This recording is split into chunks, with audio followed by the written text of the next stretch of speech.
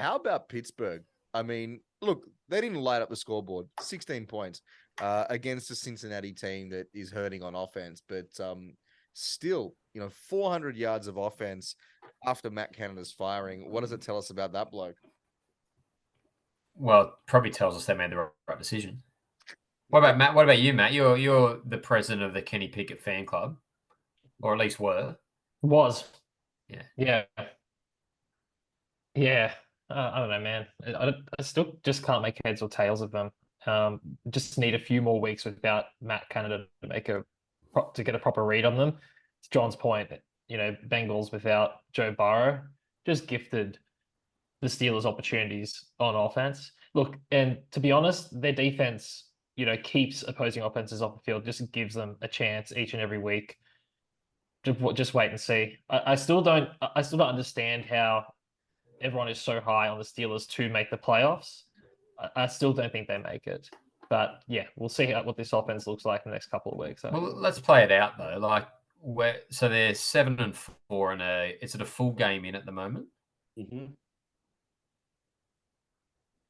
Yeah, I mean they're essentially the top of the wild cards with the tiebreaker over Cleveland as we speak. Fifth seed. So you've got, and they play the Cardinals, who are, I mean, they were probably the first team this week to not try, I think, in a game. Like, I don't think the Cardinals gave up against the Rams very quickly. Yeah. They got the Patriots. So they play arguably, possibly certainly two of the worst four teams in the NFL in the next 2 weeks.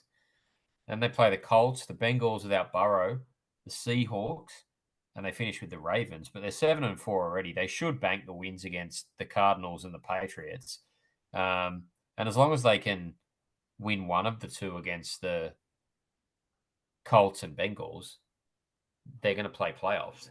And who are they jostling against in the playoff race? So you said they're the top of the seeds, so they're fifth. Yeah, so who's 6 and 7? Cleveland are 7-4 as well. They're behind Pittsburgh on the tiebreak only, and the Colts are 6-5. Along with the Texans. The Texans are 6-5 and just out at the moment. Yeah, but see, this is the problem, right? So the Broncos are 9th and the Bills are 10th. Well, this is what I was going to say. So Buffalo's obviously better than all them teams, but they're in 10th spot. Exactly, and so you've got two teams that should be in the wild card race: Buffalo and the Chargers. Yeah, and where are Buffalo and the Chargers this year? Sitting on the outside looking in. It's just that's part of the thing, right? So Pittsburgh has way less competition this year to make the playoffs. Well, the Chargers got the second worst record in the AFC with the Jets. Like, it's a shocker with what they're doing with Herbert. Like, he's probably trying his best, and yet, hey, Brendan Staley, what's he gonna? Surely he goes. Yeah, the Chargers, 3 losses in a row. Yeah, they're in enormous trouble. But we're back with the Steelers. Another 2 more wins, and Tomlin gets 20 straight years of winning records. Well, they'll have it in 2 weeks. Like, they're playing the Cardinals and the Patriots, which both are arguably probably tanking, so they don't really want to win those games. I don't think the Patriots are, but they're just not very good. But yeah, Arizona, I don't know if they were before, but they certainly started tanking midway through the first quarter against the Rams. So then you have the Colts, who are also in the playoff picture just outside as well. The Bengals without Burrow, which will probably be down there. And then you got the Seahawks, who will be in the NFC race, and the Ravens, obviously, for the top spot. So the Steelers are looking easily at the 5th and 6th seed. Who knows how they got there, but they're there. True. Yeah. I mean, it's just a matter of, again, turning the ball over and results in 1-score games in the NFL a lot. Like, they've won a lot of 1-score games because, as Matt said, their defense keeps them in every game. They get defensive turnovers.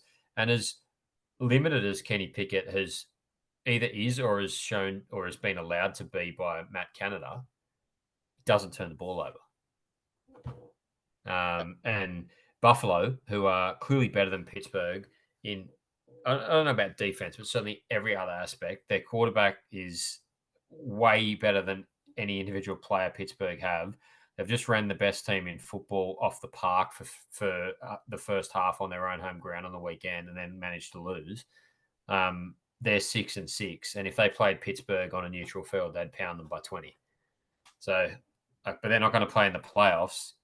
You wouldn't have thought, and Pittsburgh are, because they've won some 1-score games from creating turnovers defensively and not making them on the other side of the ball.